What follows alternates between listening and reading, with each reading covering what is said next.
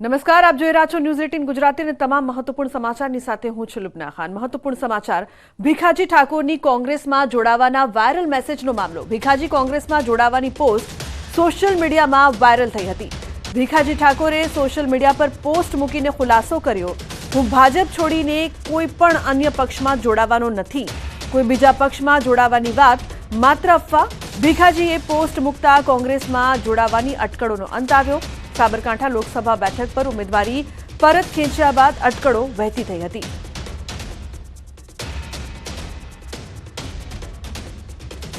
તો કોઈ બીજા પક્ષમાં જોડાવાની વાત માત્ર અફવા છે તે સ્પષ્ટતા તેમના દ્વારા કરવામાં આવી। ભીખાજી ઠાકોરનો આ વાયરલ મેસેજ છે તે જોવા મળી રહ્યો હતો। કોંગ્રેસમાં જોડાવાની પોસ્ટ વાયરલ કરવામાં આવી હતી, જે અંગે તેમણે સ્પષ્ટતા કરીને સોશિયલ મીડિયાના માધ્યમથી ખુલાસો કર્યો છે કે હું ભાજપ છોડીને કોઈ પણ અન્ય પક્ષમાં નથી જોડાવાનો।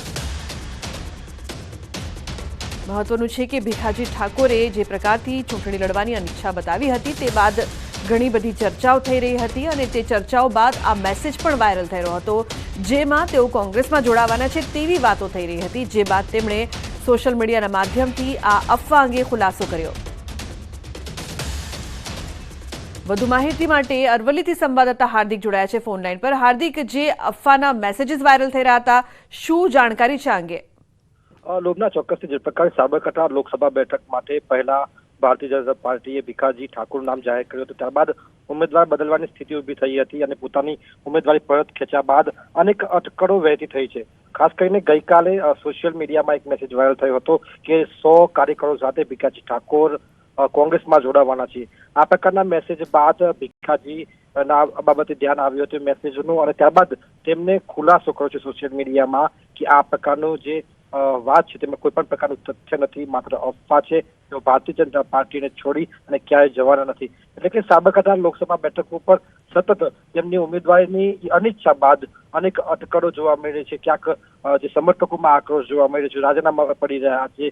તેવા સ્થિતિમાં હાલ અરવલ્લી જિલ્લામાં સંગઠનની સ્થિતિમાં જોવા જઈએ તો અનેક પ્રકારનો આક્રોશ, રોષની સ્થિતિ છે। સોશિયલ મીડિયામાં પણ સમર્થકો ગુસ્સો ઉતારી રહ્યા છે। તેવા સંજોગોમાં આ પ્રકારની સ્થિતિ હાલ અરવલ્લીમાં જોવા મળી રહી છે। ભીખાજી ઠાકોરે સંપૂર્ણપણે સ્પષ્ટતા કરી દીધી છે કે હું ભાજપમાં જ છું અને ક્યાંય જવાનો નથી। જી લુબના। બિલકુલ હાર્દિક, જે પ્રકારથી આપ પણ જણાવી રહ્યા છો કે સમર્થકોમાં પણ રોષ હતો કે તેઓ ચૂંટણી નથી લડી રહ્યા અને બીજી તરફ આ જે પોસ્ટ છે તે વાયરલ થઈ હતી, શું આ અંગે કોઈ તપાસ કરવામાં આવી છે કે અફવા કોણે ફેલાવી છે?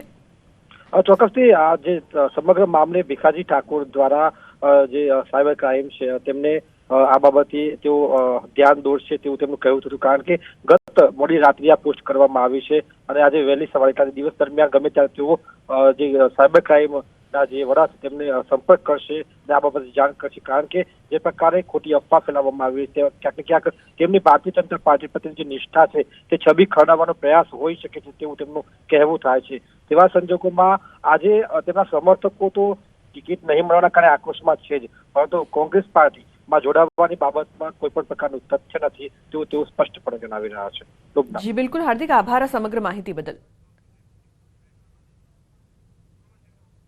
તો કોંગ્રેસમાં જોડાવાના વાયરલ મેસેજનો જે મામલો હતો તે અંગે સ્પષ્ટતા કરવામાં આવી છે ભીખાજી ઠાકોર દ્વારા કે કોંગ્રેસમાં જોડાવાનો જે આ મેસેજ વાયરલ થઈ રહ્યો છે તે માત્ર ને માત્ર અફવા છે, જે બાદ આ અટકળોનો અંત આવ્યો છે કે આ જે વાયરલ મેસેજ કરવામાં આવ્યો હતો કે તે અન્ય પક્ષમાં જોડાવાના છે તેમાં કોઈ પણ જાતની સત્યતા નથી, કોઈ બીજા પક્ષમાં તે નથી જોડાવાના।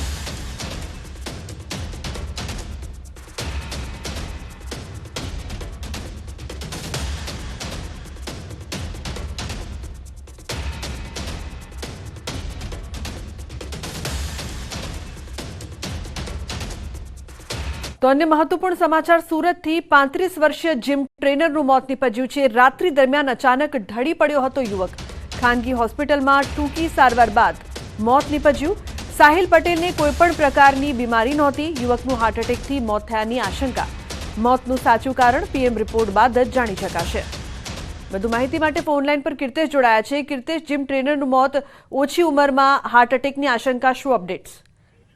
બિલકુલ, જે પ્રકારે સુરતમાં એક પછી એક હાર્ટ એટેકની ઘટના સામે આવી રહી છે, ત્યારે એક જ દિવસે 2 વ્યક્તિઓના હાર્ટ એટેકથી મોત થયા હોવાની વિગતો સામે આવી રહી છે। સુરતના ડુમ્મસ રોડ પર આવેલા ગવિયાર ગામમાં રહેતા અને ડ્રીમ ટ્રેનર તરીકે અને ખાસ કરીને સુરત એરપોર્ટ પર નોકરી કરતા સાહિલ પટેલ નામના યુવકનું ગઈકાલે દુર્ઘટના રમ્યા બાદ પોતાના ઘરે બેઠો હતો તે સમયે છાતીમાં દુખાવો થતા તેને સારવાર અર્થે નજીકની હોસ્પિટલમાં લઈ જવામાં આવ્યો હતો, જ્યાં ટૂંકી સારવાર બાદ તેનું મોત થયું છે. ત્યારે બીજી બાજુ મહારાષ્ટ્રથી પોતાની બહેનની દીકરીની સગાઈમાં સુરત આવેલા 42 વર્ષીય રત્નમાલા સંતોષ ખાડેરામ નામના યુવકનું પણ મોત થયું છે. એટલે કે એક જ દિવસમાં 2 યુવકોના મોતને લઈને ફરી એકવાર હાર્ટ એટેકની ઘટનાઓ સુરતમાં સતત સામે આવી રહી છે.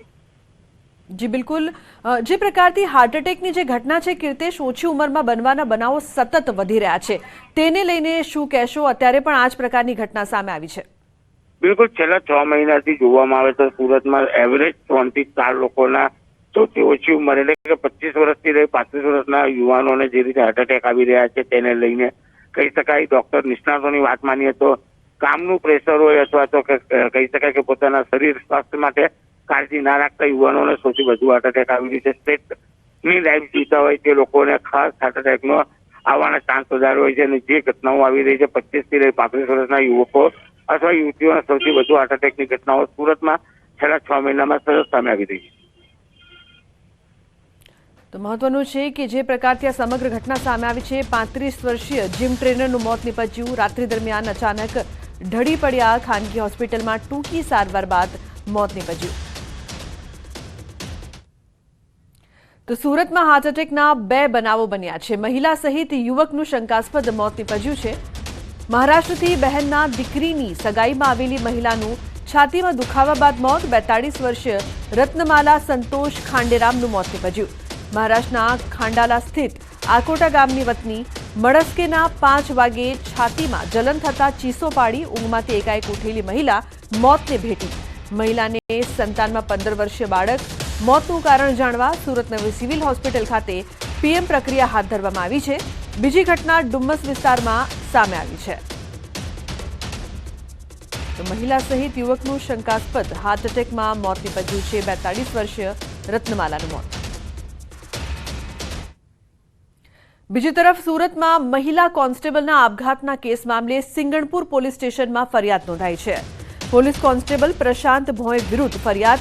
પોલીસ કોન્સ્ટેબલ સામે બળાત્કારની ફરિયાદ દાખલ કરવામાં આવી. મહિલા કોન્સ્ટેબલ હર્ષના ચૌધરીએ આપઘાત કર્યો હતો.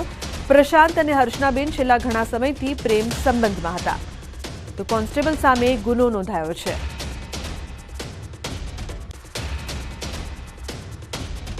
સુરતમાં મહિલા કોન્સ્ટેબલના આપઘાતનો કેસ સામે આવ્યો હતો. પોલીસ કોન્સ્ટેબલ પર દુષ્કર્મનો આરોપ. સિંગણપુર પોલીસ સ્ટેશનમાં ફરિયાદ નોંધાઈ છે. બંને પોલીસકર્મી પ્રેમ સંબંધમાં હતા.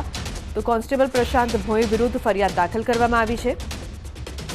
હવે આ સમગ્ર મામલે પોલીસ દ્વારા વધુ તપાસ હાથ ધરવામાં આવશે.